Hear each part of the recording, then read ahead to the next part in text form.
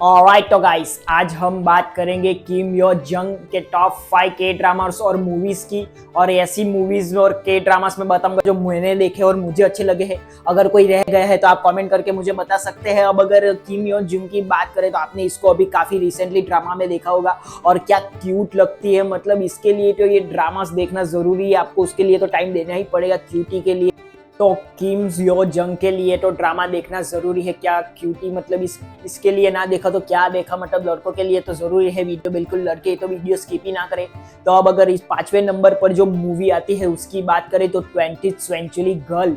ये movie Netflix पर हिंदी में अवेलेबल है और इसमें जो हीरो दिखाया गया है वो उसको काफी बीच में वो फेमस हुआ था। उसकी रील मतलब बैड एस कैरेक्टर में स्ट्रॉन्ग गर्ल नाम सुन जो सीरीज आई थी उसमें ये कैरेक्टर काफी फेमस हुआ था। ये दोनों की जोड़ी भी इसमें कमाल की है। अब अगर इसकी स्टोरी की बात करें तो हमारी जो हीरोइन होती है उसकी दोस्त होती है, वो बीमार होती है और ऑपरेशन कराने के लिए यूएसए जाना चाहती है। और उससे पहले उसे यहाँ पे किसी से प्यार हो जाता है तो वो हमारी हीरोइन से कहती है कि उसके बारे में उससे बात करे, उसका टाका भिड़ा है। लेकिन हमारी हीरोइन को कंफ्यूजन हो जाता है और वो किसी और को समझ लेती है कि वो लड़का होता है और उससे बात करने लगती है। और दूसरा लड़का जो होता है हमारी हीरोइन को उससे प्यार हो जाता है। मतलब दोस्त और हमारी हीरोइन दोनों को एक ही लड़के से प्यार होता है, वो होता है हमारा हीरो। लेकिन एंड में सब कुछ ठीक हो जाता है, कंफ्यूजन दूर हो जाती है। लेकिन आपको इसकी एंडिंग शायद इतनी अच्छी ना लगे, लेकिन मूवी तो ओवरऑल अच्छी है। इसकी सीनरी के लिए मतलब एक बार तो देख ही सकते हैं। अब 4th नंबर पर जो ड्रामा होता है उसका नाम है clean for the passion for now. मतलब क्लीनिंग पर ये ड्रामा है और इसमें जो हमारी हीरोइन होती है वो रहती है एकदम गंदी, मतलब कुछ नहाती बाती कुछ नहीं है। और उससे अपोजिट हमारा हीरो होता है, उससे होती है गंदगी से एकदम एलर्जी, मतलब वो गंदगी में रह ही नहीं सकता। और कैसे इन दोनों की जोड़ी बनती है, कैसे एक दूसरे से ये प्यार करते हैं, कैसे मतलब इन दोनों के बीच की जो केमिस्ट्री है, ऐसा कुछ आप देखना चाहते हैं तो ये ड्रामा देख सकते हैं। मतलब क्लीनिंग फ्रीक के लिए ये ड्रामा है और ये काफी अच्छा भी ड्रामा है। मतलब इतना मैं बोलूंगा नहीं कि ग्रेट और ग्रेटेस्ट ड्रामा है, मतलब अच्छा एक ड्रामा है, एक बार देख सकते हैं। हिंदी में नेटफ्लिक्स पर अवेलेबल है। 3rd नंबर पर जो ड्रामा आता है उसका नाम है लव इन द मूनलाइट। इसके 18 एपिसोड है और ये भी नेटफ्लिक्स पर अवेलेबल है और ये कोरियन लैंग्वेज के साथ इंग्लिश सबटाइटल में ही देखनी पड़ेगी, अभी हिंदी में अवेलेबल नहीं है।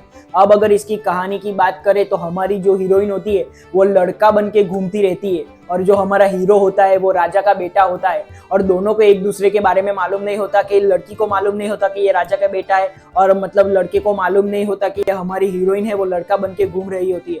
और जब उसके बाद ये राज खुलता है, जब दोनों एक दूसरे के करीब आते हैं, जब इन दोनों अपनी प्रॉब्लम शेयर करते हैं, कैसे आगे बढ़ते हैं अपनी जिंदगी में और कैसे इन दोनों को प्यार होता है। और हर ऐसी कहानी में मतलब ये पुराने जमाने के कोरियन राजा महाराजा वाली कहानी है। और पुराने जमाने में हर ड्रामा में ऐसा होता है कि राजा की मारने वाला एक महामंत्री होता है और ऐसा ही मंत्री होता है इसमें, और वो भी इन दोनों की लगाने में लगा रहता है। तो ऐसा एक ड्रामा देखना चाहते हो हिस्टोरिकल कोरियन ड्रामा, तो ये ड्रामा आप देख सकते हैं, नेटफ्लिक्स पर अवेलेबल। 2nd नंबर पर जो ड्रामा आता है वो मुझे काफी पसंद आया था और मुझे काफी अच्छा लगा था, इसीलिए इस लिस्ट में इसमें शामिल किया है। तो मतलब ये ड्रामा भी काफी अच्छा ड्रामा है, बैक स्ट्रीट रूकी नाम है इसका। इसमें दिखाया जाता है कि हमारी हीरोइन होती है हाई स्कूल में और उसे अपनी उम्र से बड़े लड़के से मतलब क्रश हो जाता है और वो एक स्टोर का मालिक होता है। तो जब वो बड़ी होती है, मतलब लड़ाई वड़ाई करती रहती है हाई स्कूल में, तो उसे निकाल दिया जाता है और उसके ऊपर उसकी बहन की भी जिम्मेदारी होती है। तो वो काम करना चाहती है तो स्टोर में काम करने जाती है और वो स्टोर उसी का होता है जिसको हमारी हीरोइन पर मतलब क्रश हुआ होता है। तो ये कैसे दोनों मिलते हैं और ये इसमें कॉमेडी और साइकोटिक सीन जो दिखाए गए वो दोनों सीन कमाल के हैं। मतलब इसकी कॉमेडी, केमिस्ट्री सब कुछ कमाल का है। हमारे हीरो के साथ हमारे हीरोइन की केमिस्ट्री भी काफी अच्छी है। तो ऐसा ड्रामा देखना चाहते हो तो नेटफ्लिक्स पर देख सकते हैं। इसके 16 एपिसोड है और ये भी आपको कोरियन में इंग्लिश सबटाइटल के साथ ही देखना पड़ेगा। अब अगर पहले नंबर के ड्रामा की बात करें तो ये इस ड्रामा के बारे में तो सबको पता ही होगा, काफी फेमस हुआ था ये ड्रामा। इसका नाम है माई डीमन। ये ड्रामा भी नेटफ्लिक्स पर हिंदी में अवेलेबल है, इसके 16 एपिसोड है।